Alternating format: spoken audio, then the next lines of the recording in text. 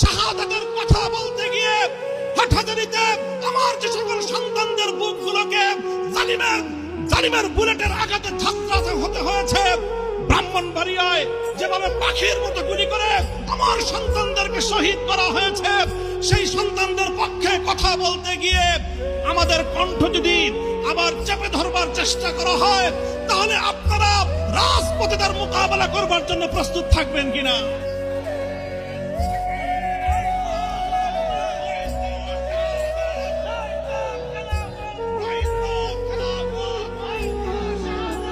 সংগ্রামী সাথী ও বন্ধুগণ, কথা দীর্ঘায়িত করার অবকাশ নেই।